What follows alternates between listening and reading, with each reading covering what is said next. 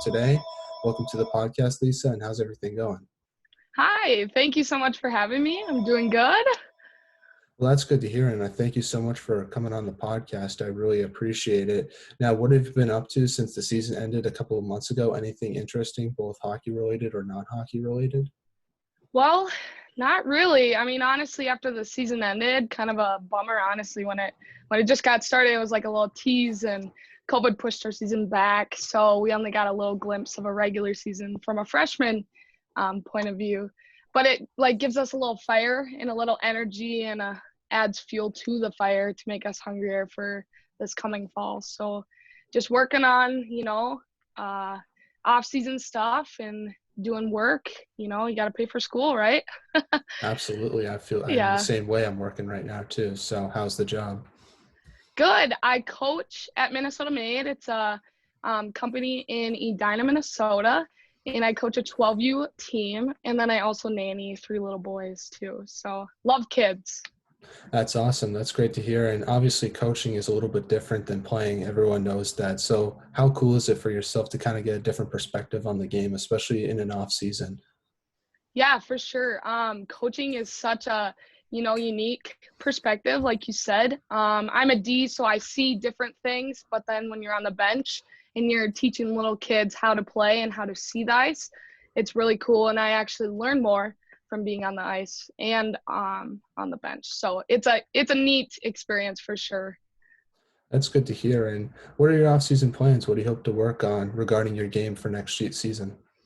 Yeah, so I am at Minnesota Made, just where I coach, and I train at a girls select program, and it's a 19U. So we get a numerous amount of skates every week, and then we get to train off ice too. So just, working on maintaining my strength and keeping my lungs on the ice. So yeah. Is there like any particular part of your game you feel like you need to improve on the most after having your first year in college hockey? Because obviously it's such a transition heading from high school to college hockey. Right, right. Just hanging onto the puck a little more, I feel like sometimes I often like throw it when I don't need to or just dish it off and, just having that confidence with the puck and you can only work on your confidence and keep that up. So, yeah. Yeah, definitely. Confidence is huge because it's easy to lose it, but it's hard to gain confidence. So that's a big part of the game that I think a lot of players and coaches don't consider sometimes. For sure, for sure.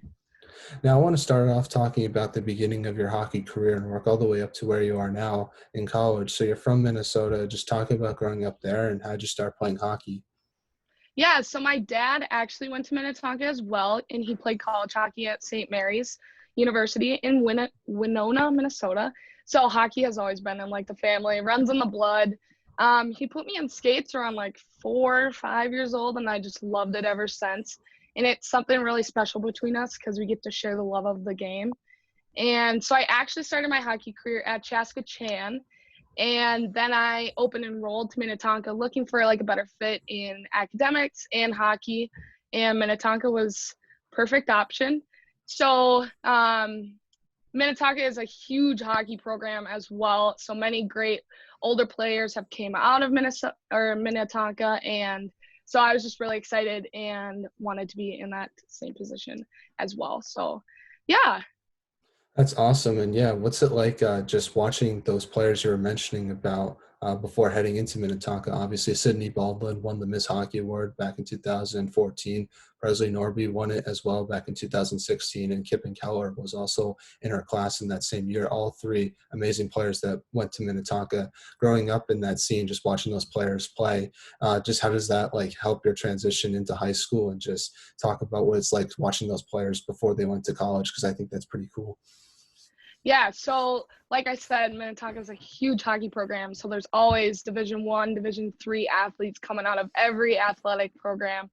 And it was really cool looking up to them and seeing them, at Pagel, that's where we played home games, and just seeing them on the bench and play for coaches that I wanted to play for, and just really wanting to get in that position and be on varsity and get to that collegiate level. And they're just a motivation. So it was awesome looking up to them growing up. Now, from an outsider's perspective, I don't really know much about Minnetonka besides the hockey. So, what's the town like? What's the city like? And just what's it like growing up in that town in Minnesota? Yeah, for sure. Minnetonka is like a just a family. Everybody supports each other no matter what. Everybody wears the blue and white proudly, and it's a really competitive atmosphere. There's so many players, just like myself, open enrollees. Like there's a lot of players. So there's the people that live in Minnetonka, and then also people coming in from different cities or states or even countries.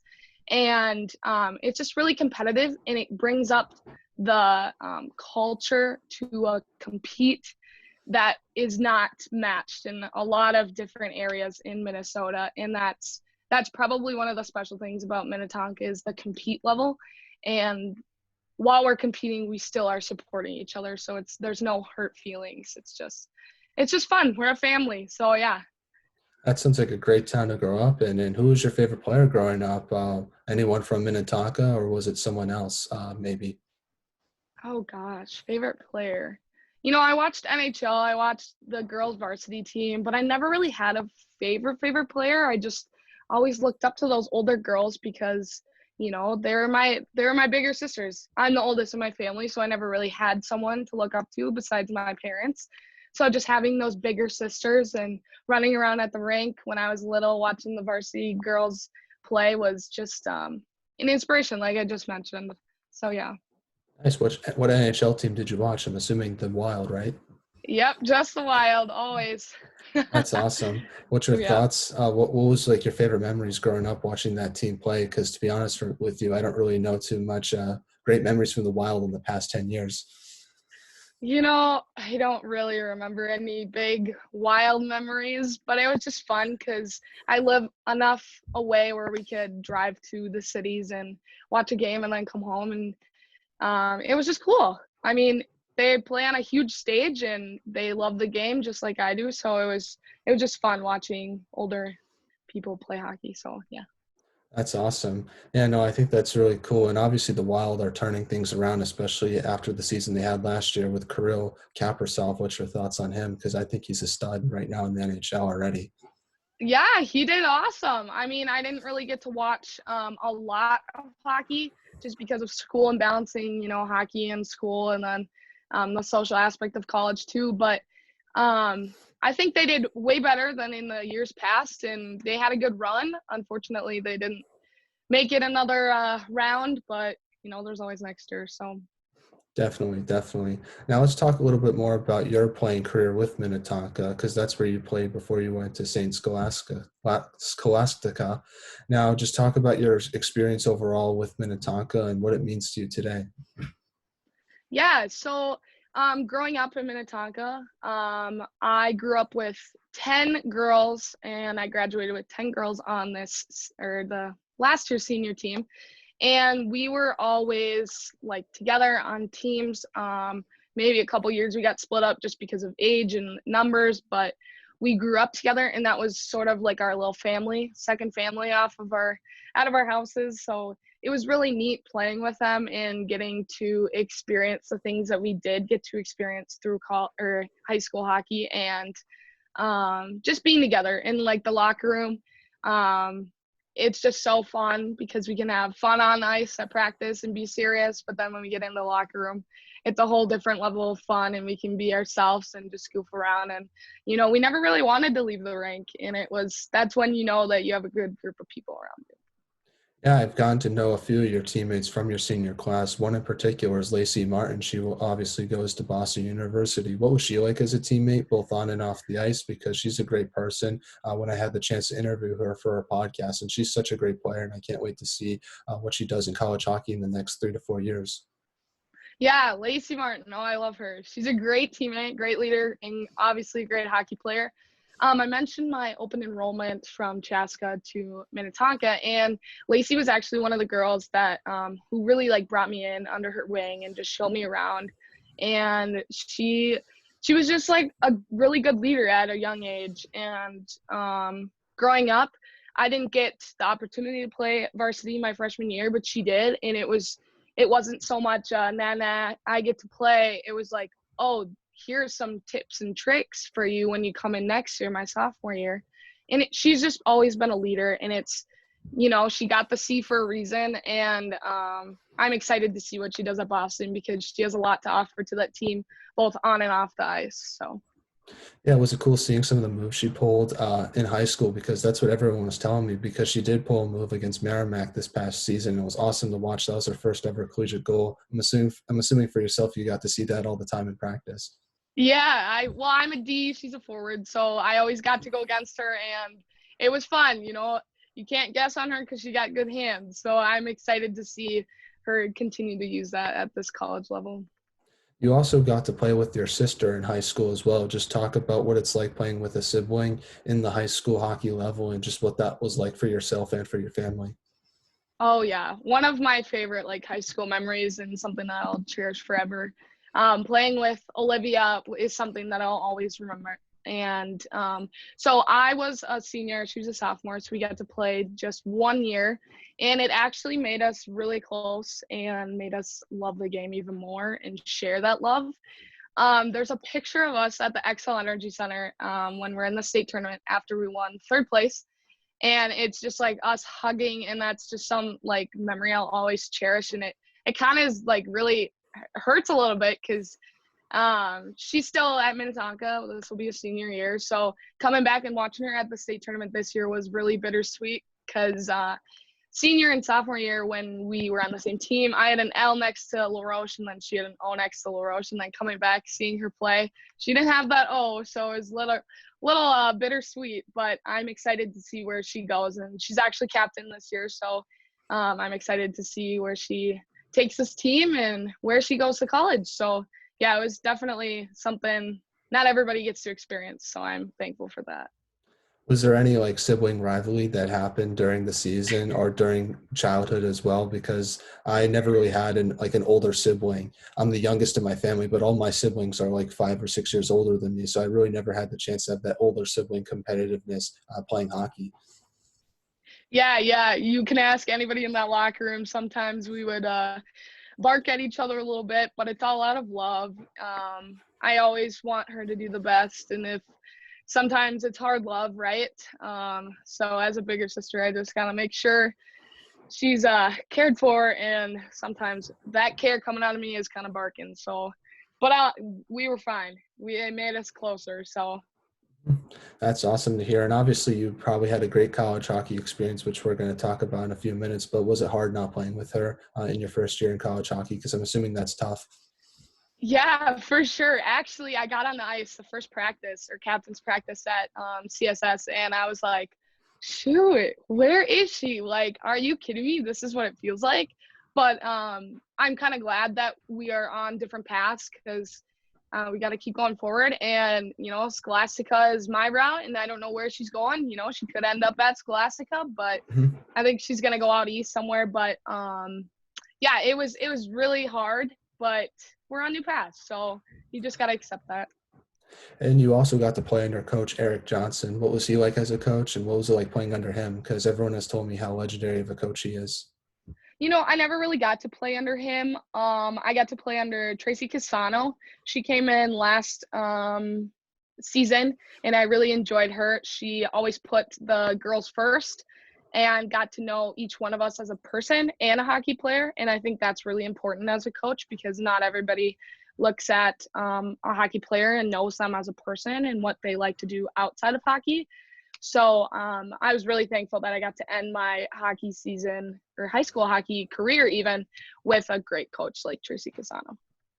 Now, you got to be a part of the Minnesota high school hockey scene, and from an outsider's perspective, it looks awesome to be a part of, especially watching the state tournament videos at the XL Center, just because you guys fill up that entire stadium for a high school hockey championship game, which is awesome to see. Just what's it like being a part of that atmosphere as a player and being a part of that Minnesota high school hockey scene?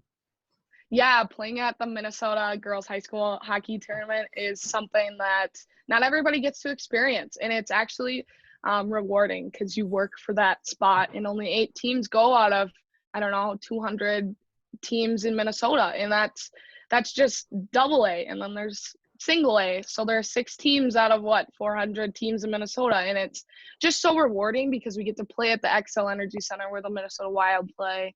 And we get to be on this 45 TV and it's broadcasted.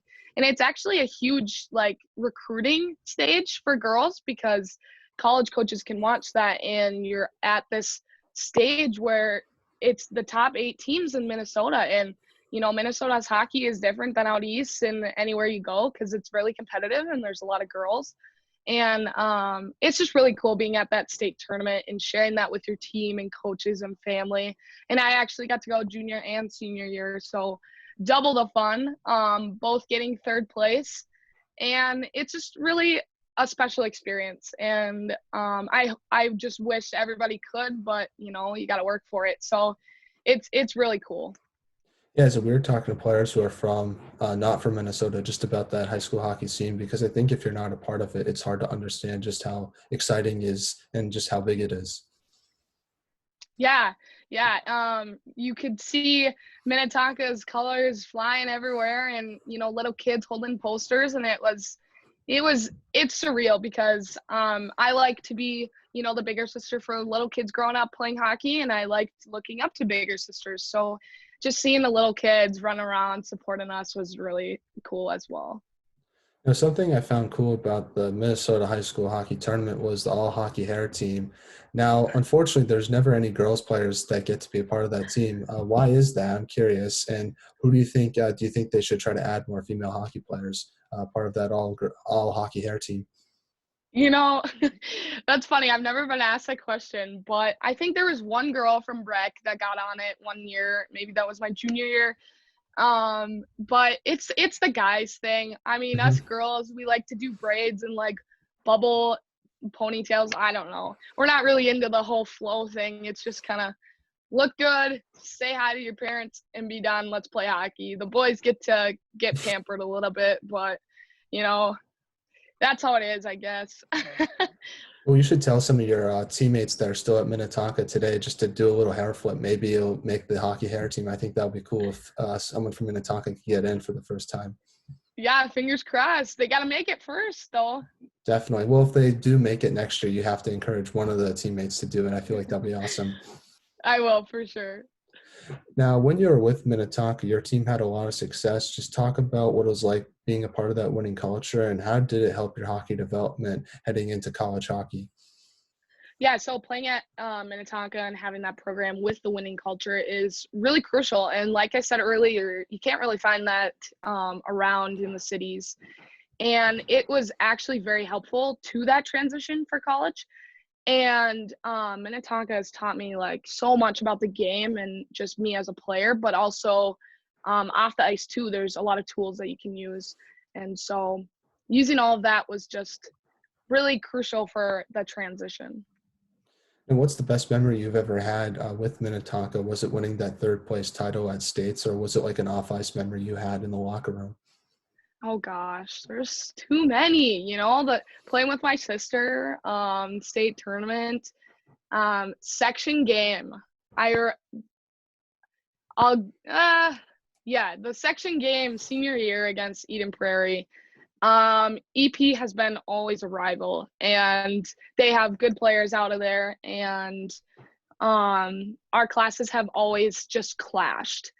And so we met them in the section final. So that game gets us to the state tournament. And I remember everybody was just dialed in. Everyone was ready to go. Like, you have the serious, but you also have the fun side of hockey. And we were in the serious and EP was trying to get in our heads. Like the coach just was getting out coached by Tracy Casano and he didn't know what to do. And he started barking back and we just kept going and we ended up winning, I don't know, 6-2. And it was just such a cool feeling. And I know we weren't at the state tournament yet, but just like beating EP for the final time in my high school career was just like a relief because, we were going in there nervous because we beat them twice and then lost to them once that season. And we just wanted it more than them. But that's a memory that I'll always have, and you can ask any of us on that team. That was a cool game. What was the coach barking about? If you're down 6-2, I don't know what you have to talk about, really. I feel like you should be focusing more on your own team. Yeah. I think it was tied 2-2 going into the third, and then we kind of opened the floodgates a little bit to get to six. And he was just frustrated, I think. And Hmm. he only used three players, and we used nine players or nine forwards, I mean. And we just kept going, wave after wave, and their line was toast, and they were tired, and he didn't have any cards to pull, but yeah, it was fun, but we had to stay focused for sure. That's awesome. That's a great memory. Now, when you think about your time at Minnetonka, how did it help prepare you for college hockey? Yeah, great question. Minnetonka is a part of the Lake Conference and Section 2AA, so that has Edina, EP, Wayzata, all the big good schools. And these programs produce D1, D3 athletes out of any athletics program. And playing against these good players in high school really brought the compete level up and ultimately prepared everybody to go to college. And I know a lot of people in this Lake Conference in the section that we were in that play D3 or D1, and we all played against each other. And playing with Lacey Martin and Maggie Nicholson in practice, it also pushed me and pushed all of us to be better too, because they're D1 athletes, and it was fun. So yeah, just playing with everybody in that Lake Conference that was elite, and even D3, like everybody, it was just a good push. So the compete level was there for sure. Yeah, and you're also going up against Hannah Baskin, Rory Gouladay, just even more D1 players that from this past year's senior class. So that must make that team just like I just think it's awesome because like I've never seen a high school team with like 4, 5, 6 D1 commits. I think that's awesome, and just being a player in that must just help your hockey transition to college just a lot, just because you get to go up against those players every single day in practice. Yeah, especially as a decor last year, we had Hannah, we had Rory, we had Maggie, myself, and then we had my sister, and then Anna Sorensen. We were just really tight, and it makes the team um, compete level even more too. I talked about the Lake Conference being really competitive, but in practice we were continuing to push each other because everybody wanted to win and everybody wanted to get better. So yeah, for sure. Now, the Minnetonka jerseys are sick. I just want to tell you that. I think they're probably the best jerseys I've seen from a high school team. Do you think they're the best jerseys, or is there anyone else that can compete for that? Because I do think Eden Prairie had some cool jerseys too. I was just looking through it last night preparing for this interview. Yeah, no, I love our jerseys. We actually got new ones my senior year, and they're still using them now. Yeah, I don't know. There's something about the blue and white that just stands out, and I love it. Yeah, I would say ours are the best out of Minnesota. So I like blue. That's my favorite color. So maybe that makes my opinion a little bit more like why I like those jerseys. But I think they're cool. And then when you guys play Edina, because Edina has cool jerseys as well, I think it's just a fun game to look at. no, we don't like green. No one likes Edina. No one likes Edina in Minnesota. I'm just saying from a outside fan perspective, just watching the two jerseys, not knowing anything about the teams, I think it's just a fun jerseys to look at. Right, right. I agree. Hmm. Just an East Coast kid. I'm not trying to start up any. No, I'm. you're good. So, what was your recruitment process like? Just talk about that for a little bit, and what made you want to go to Saint Scholastica? Yeah, as I got more involved and more serious about hockey, I knew that I really wanted to play college hockey and continuing playing after high school. I just didn't feel like I could end high school, graduate, and be done. It's just been such a part of my life for a long time that's helped me be who I am. And so I really wanted to play college hockey and high performance. I don't know if you East Coasters know about this, probably because there's national camp. But players in Minnesota try out for different age groups. So if you're a 2001 like myself, you try out with the 2001s, and if you're a 03, you try out with the 03s. And you would get to these stages, and everybody once you would get higher in the stages, there would be less people, so a lot of cuts.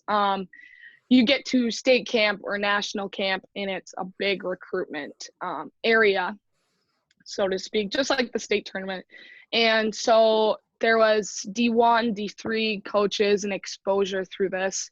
And like I said, I just wanted to play. So I emailed out to D1 and D3 coaches and I actually was interested in St. Scholastica. And Jackie McMillan, my coach now, she reached out and asked, hey, let's do a visit. And it ended up being my first college tour, and just getting a feel for the campus and being able to connect with people on the team and girls skating actually with Jackie was really crucial. And just everyone was so welcoming, and the culture on campus was just different like no other. And the locker room was amazing, and my intended major was important, because you're not going to school to play only hockey. You're going to study, right?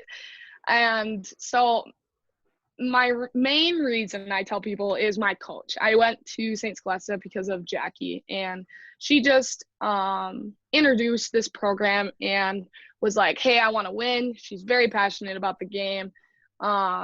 And so coming from a winning culture at Minnetonka, it was what I wanted to be a part of, essentially.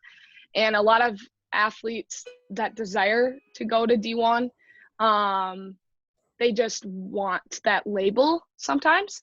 And I mean, yes, I wanted to go D1, but just being able to say that is not really what I looked for, but I wanted to win. And I simply think that coming to St. Scholastica, we have a chance to win a national tournament, and I'm playing, so I don't want to go to a D1 school and not play. So I can happily sit here and say that I made my right decision, both academic and hockey, at St. Scholastica. That's awesome. And yeah, that's someone told me it's like if you're going to go to school and not play, that makes no sense. You might as well go somewhere and try to play, because that's just going to help your development, getting the ice time, and also being part of those crucial parts in the game, especially as a freshman, because it helps grow your game, grow your mental side of the game as well. So I think that's awesome that you had that perspective. Yeah, for sure. I would only want to play, and I don't want to sit on the bench. hmm And also being like a 2001 born player, I'm also born in 2001, so I think that's really cool. Just what's it like being a part of those camps, getting that exposure? Because for myself, I never was a part of those U.S. national camps, but they did it similar in the East Coast where you play with your age range. And I was born in like late November 2001, so I was always like the youngest player at these group camps that we did back in the day. So I thought that was interesting that they do it the same way in Minnesota. Yeah, so I might have you beat. I'm a December 18th baby, so my birthday really sucks for hockey.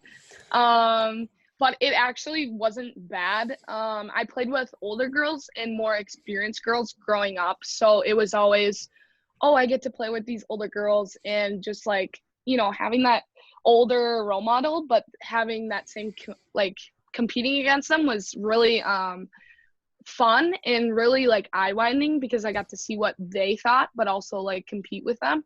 And just going up the stages was really rewarding too, because once you made stage 2, you're like, oh, okay, I can do this. And then stage 3, you get to state camp, and state camp was actually held at St. Cloud University, so we got to stay in dorms and skate at the Herb Brooks Center.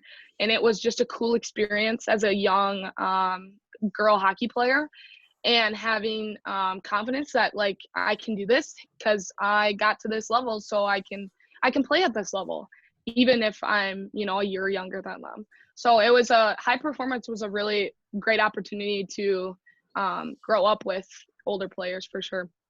You have me beat by 18 days. I'm born November 30th, 01. So 18 days. So not bad, not bad. Good. And obviously Herb Brooks Arena, that ice surface is way bigger. I think it's the Olympic ice surface. So hopefully they didn't have you doing too many skating drills or bag skates, because that must be brutal to do that on that ice. That schedule was really tough. I think we got up practice. We're not getting up at 10, taking our time. We're getting up at 6 a.m.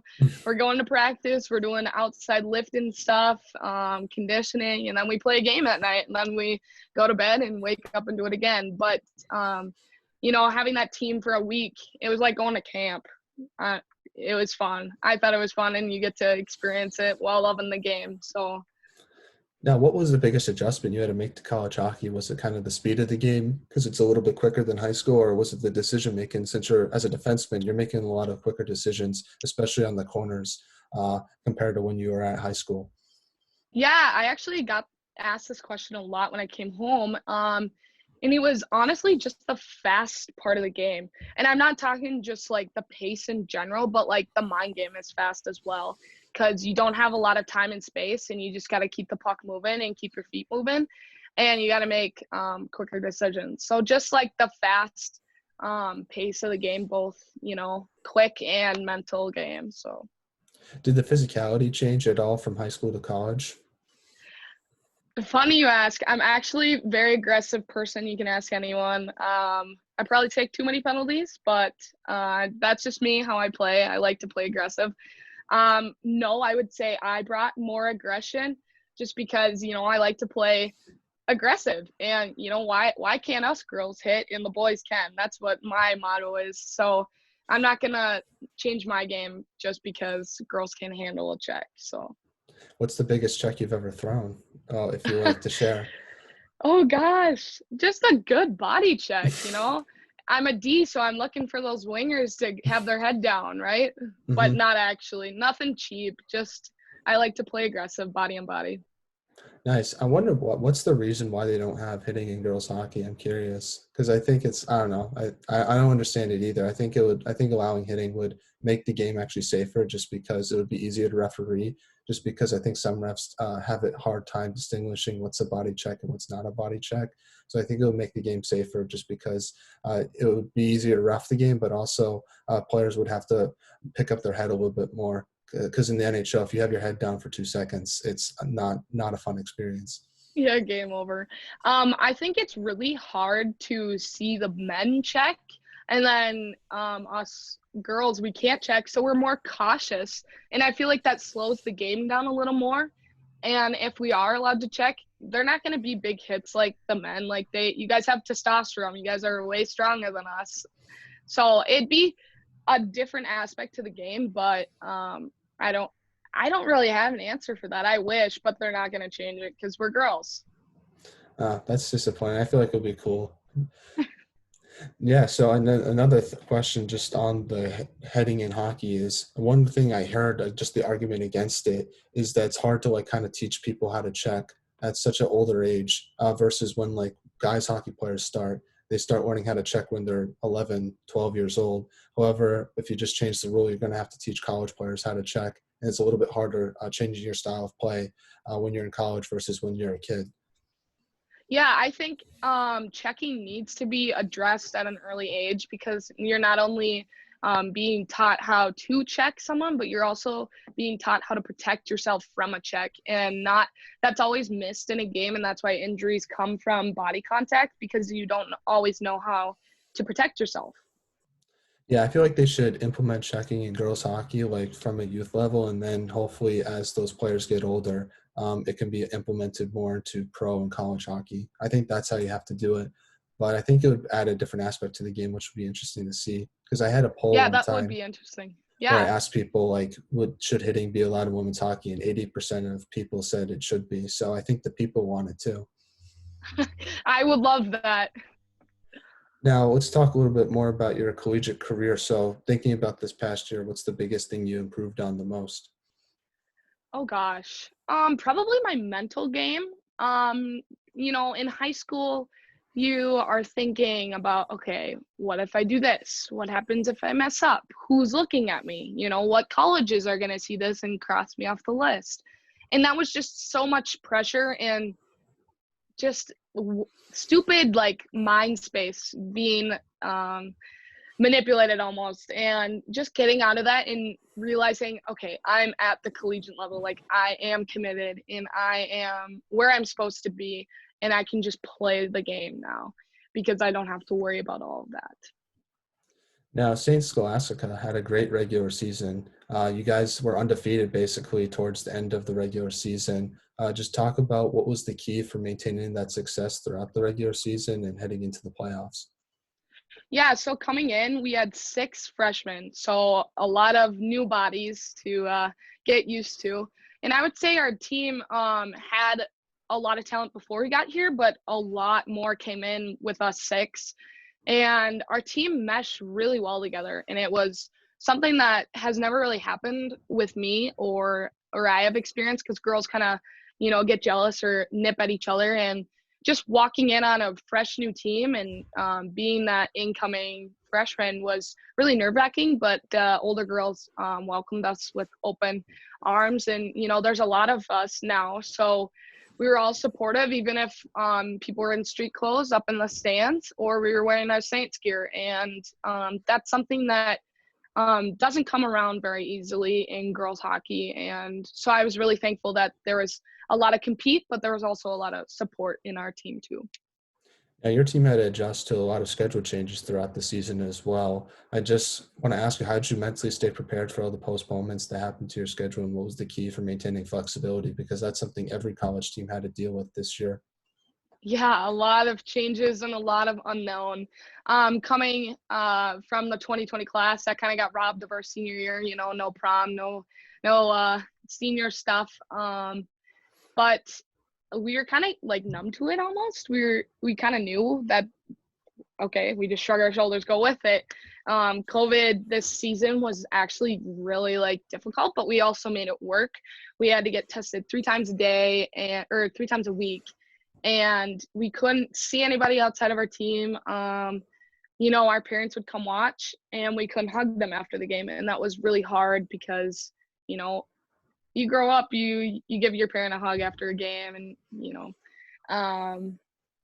but yeah, just being disciplined and not seeing everybody was a challenge, but we made it work. And I think it actually made us stronger in the end, and we just wanted to play. So we were doing anything to play. And whether it was missing a game because someone was contracted, or I don't know what the word is. Contract tracing, that's what they Yeah, call something it, I like think. that. I forget. Like missing a game, okay, we would always still continue to work out, even if we were quarantined or even had COVID. And we just were always really hungry to get after it and just kept wanting to play, even if we had to make sacrifices. Yeah, I think a lot of people had to make sacrifices in the past year just because of the pandemic. I know for myself, I had to make a lot, and I feel like I learned a lot by doing that. And I think something I appreciate a lot more is, I know this might sound crazy, but is going to a sporting event, because I haven't been to one since February 2020. And I'm looking forward to hopefully going to one for next year's hockey season. But it's something I'm going to really appreciate more when it happens. And assuming as a player, it just might have felt awesome just to play hockey in a competitive setting again, just because during April and May, I was kind of thinking that might not happen for a long time. Yeah, it was very difficult, coming from the state tournament where the whole arena's packed to going to Mars where St. Scholastica plays, and there's only 2 parents per player. And that was, you need energy in the arena, and that's a really big contributing factor to not only hockey players, but to athletes in general. How'd you try to bring the energy without a lot of fans at the games? Because watching some of the college games this year, whenever there was a big check, big play, big block, the bench was going crazy. Is that something your team tried to do as well? Yeah, yeah. Jackie always said, okay, we need energy on this bench, and the leaders. We had 3 captains, but we also had a leadership team, and our leadership team was very adamant about, hey, we're only positive on this bench, because if you go negative, like, the score might go in the opposite direction as we want it. And the only reason, or the only way that we can, win this conference is to be positive on the bench and to have just a great atmosphere to be in. After having a great regular season, what was your mindset heading into the NCHA Stats Cup tournament? Yeah, I really didn't have like expectations because I was new as a freshman, but I was really excited to be in the playoffs mood because Minnesota, section state, it's a great time. It's the best time of the year. We did win the NCHA conference, so we were kind of confident going into the playoffs, but we also knew that we couldn't be too confident where it could bite us in the ass at the end. So we had to just go in and treat every game like it was a new game, and we haven't played the opponent before. And your team beat Lawrence and Concordia, Wisconsin in the Slats Cup tournament before heading into the final. What challenges do those teams bring, and what was it like beating them and heading into the games against Adrian? Yeah, again, we could only take one game at a time. So we played Lawrence in our first semifinal or quarterfinal game, and they were actually the inaugural year of this team. So they were brand new. I think there was 13 girls on this team. So they gave it their all, but we crushed them at the end, and we didn't have any mercy because we wanted to get to that championship. And then Concordia came with our semifinals, and they were a really good team. They have speed, but we have more talent and more depth than they did. So that's what happened with those two, and then we got to the championship by beating Lawrence and Concordia. Both great teams, but it just came down to who wanted it more, and I think we did. So And then you unfortunately lost to Adrian in the championship series. What did you take away from that losses, and how will you use it as motivation for next season? yeah, that was a tough loss.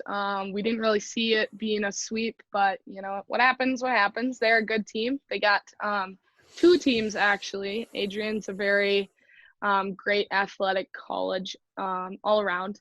And next year, the whole St. Scholastica athletics program, we're actually moving to the MIAC. So that's like Gus Davis and all of them down here in the cities, which is actually where I live. So it's perfect for parents to come watch, right? Mm-hmm. Um, but next year we'll have the same team and just with one more addition. So we'll have a little newcomer coming. And so we're not really losing anyone. So we have a crew to get stuff done and we already know how to work with each other. But yeah, the competition in the MIAC will be fun and hopefully we'll see Adrian in that NCAA tourney so we can get some revenge this coming season.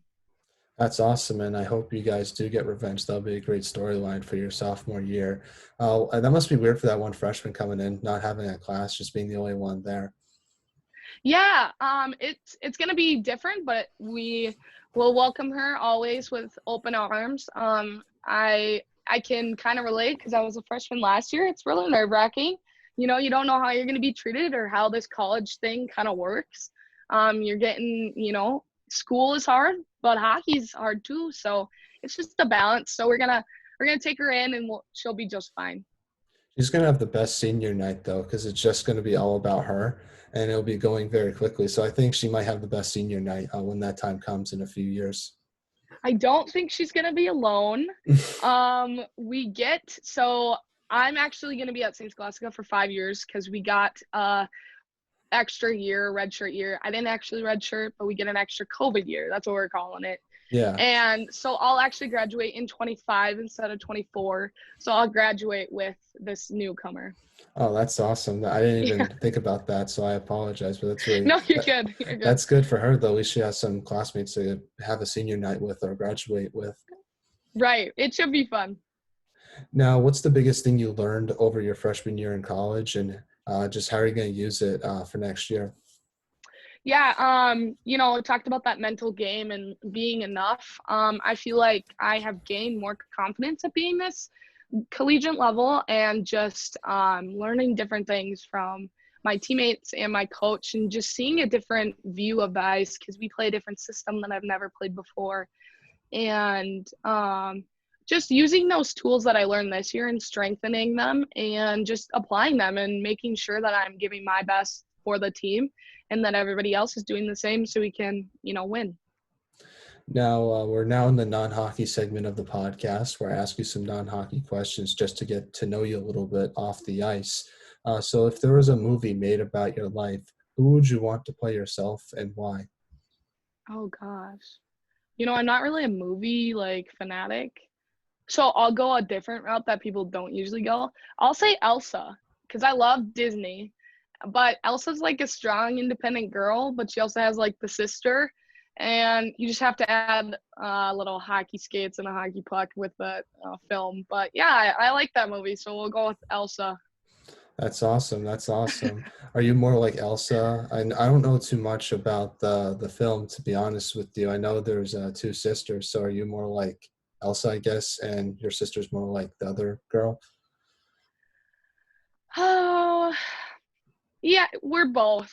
Like I Hmm. could be Elsa and Anna. Olivia could be Anna and Elsa. It's just depends on the day. Nice. What is the most interesting thing you've seen or read this week, whether it's on the news or just something in your life? Oh goodness.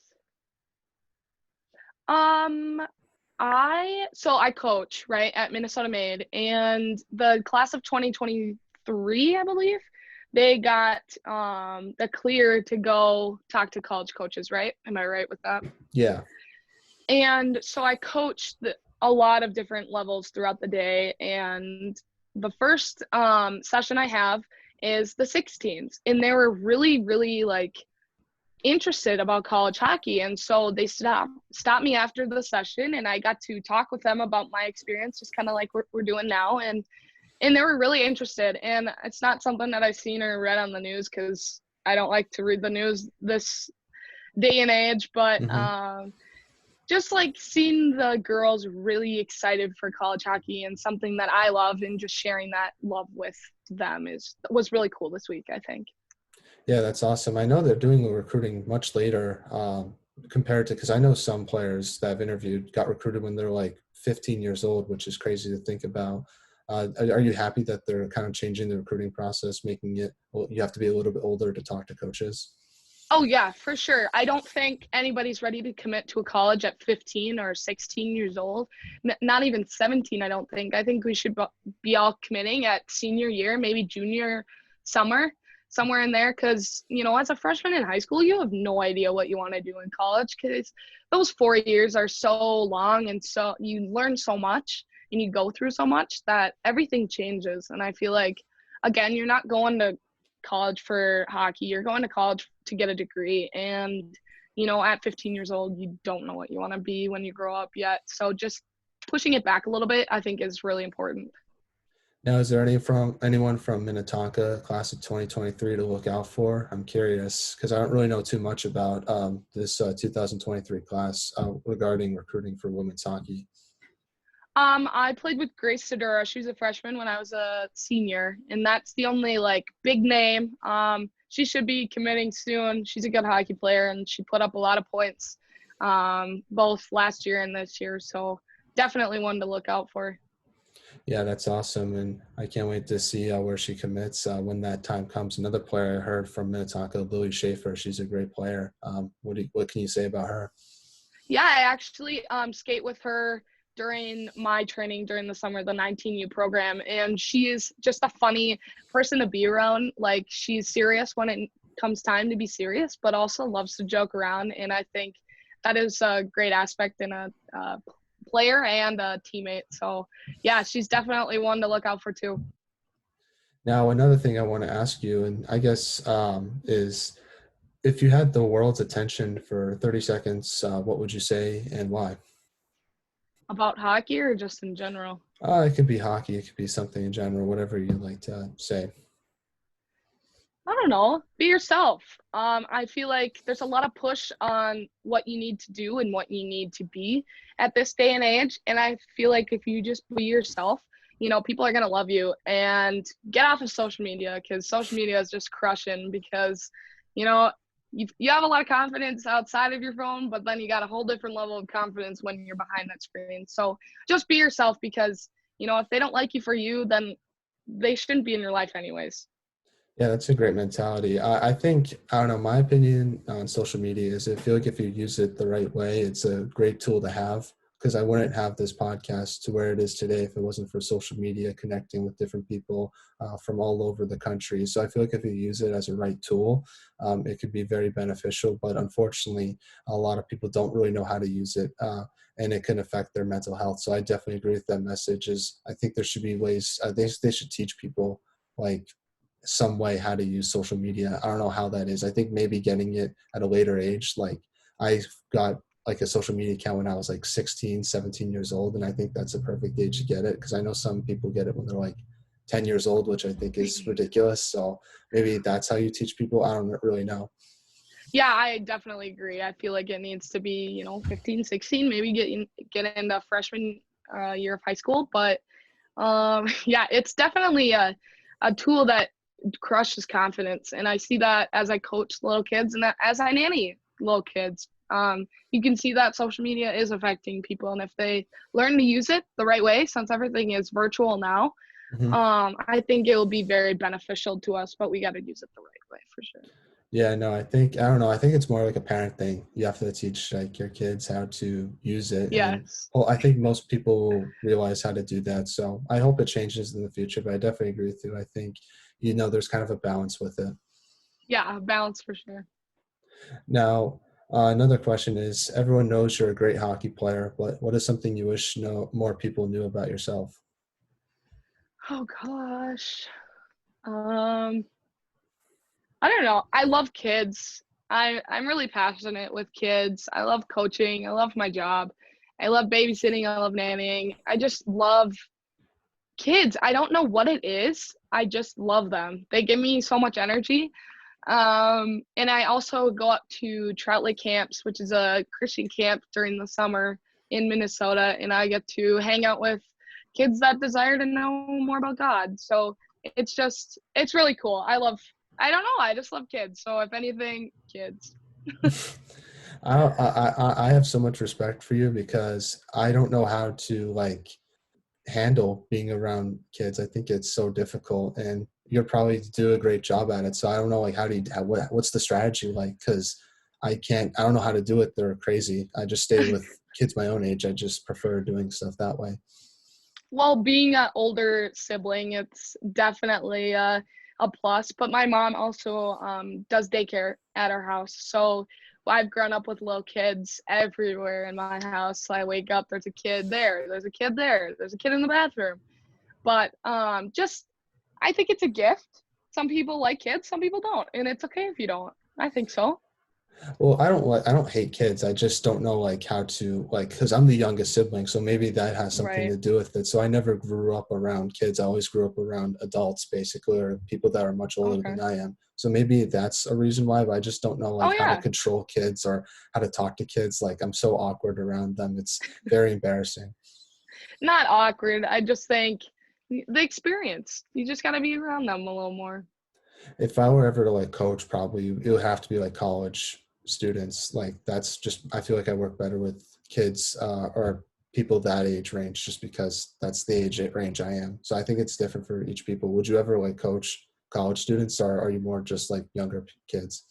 For sure. Once I graduate college, I do want to coach collegiate or high school hockey. I think that's just something that I've always wanted to do. I looked up to Tracy Casano in high school and I was like, shoot, I really want to be like her and I want to run a program like this and be successful like her. And like Jackie, once she's done with the Saints, I I told her, I go, hey, I'll take over your program for you. Just joking, but I love coaching and I love the kids and then the hockey program and combining them is coaching, and I think that's right up my alley. So yes, for sure, college.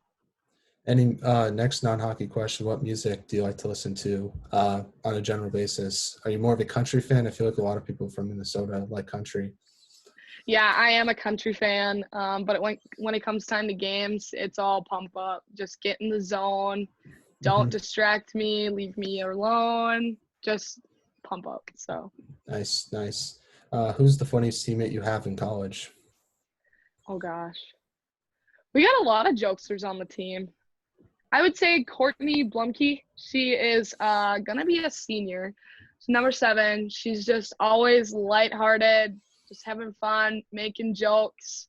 Just a locker room jock, I guess. Now, you obviously have the best style on the team. That's undebatable. But besides yourself, who has the best style on the women's hockey team in college? Oh gosh. I think everybody has their own style, There's different styles nowadays. I can't keep up with what's in and what's not. But let's just give it to Coach. She has the best style. Nice, nice. Now, back to some hockey questions now. My first question to you is we talked a little bit about hitting in women's hockey and how it might change the sport and how it might grow the sport. What do you think has to be done to help grow women's hockey? I definitely think having it broadcasted more. I think you turn on the TV and you see a sport, but guess who's playing? It's the boys that are playing, right? You can't really turn on the TV and find girls unless it's the Olympics or like a national team. But if it's broadcasted more, I feel like it would open and brighten up women's hockey and grow it even more because you have these little girls, sitting on technology and they're scrolling through and all of a sudden they find a game that they want to watch that are older women and older girls and there like that could be an encouragement to them. So I definitely think broadcasting it more and being treated like we're a men's team too is very crucial. Yeah, that's definitely something I've heard a lot. What does your school do to broadcast your team? Like, is there a streaming service, or is it online, or is there any way to watch your team play if you're not at the game? Yeah, there it's always streamed, which was really helpful during the pandemic and even before the pandemic, it was always streamed. So my grandparents go down to Arizona in the winter, so they can't always make the game. So just streaming it is always nice. Yeah, and that's kind of the new wave, especially with people cutting cable. So I think if Right. different college teams could figure out how to stream and broadcast their streams, I think that could definitely help the growth of hockey, but especially for the women's side of things as well. Yeah, I agree. Now, what advice would you give a younger player who's trying to make it to college hockey? I know you were saying how you're a coach, and all those 16U players were talking to you about your college hockey experience. So, what advice did you give them? And for anyone who's listening to this podcast, what advice would you give to those people who are trying to make it to that next level? I would just say keep your options open. You never know where you're gonna go, especially at a young age. D1, D3, all schools are good, but just keep in mind of what you want to do in the future too, because you're going to play hockey, but you're also going to school. But you can do anything that you put your mind to, and I know that's kind of cliche to say, but it's actually very true. And not a lot of people take time to think about that sentence and just let it soak in, and just don't give up. You got to put more time into your game off the ice than you do on the ice. You can't just say, okay, my parents put me in a clinic and that's going to make me go college hockey that route. Okay, you got to put work into it, and if you really want it, you'll get it. Well, do you have any shout outs you'd like to give 10-year teammates, family members, friends, anyone in particular that I might have not mentioned throughout this podcast or throughout this interview? No, I no shout outs in particular. Just thanks to my family and coaches and teammates for always, supporting me because I would not be here and who I am today without any of you guys. And thank you for having me. So it's been really fun. Well, thank you so much for coming on the podcast, Lisa. I really appreciate you taking time out of your busy schedule and joining me today and having a little conversation. It means a lot to myself. I wish you all the best in the off season and for next season as well. Stay safe, take care. And I just want to let you know that you're a great, great hockey player, but you're also a better person. And I just want to let you know that. And it was super fun getting the chance to meet and learn more about your hockey career. So thanks for everything. It means a lot. Thank you so much. It does mean a lot to me as well. Now, one question I want to ask.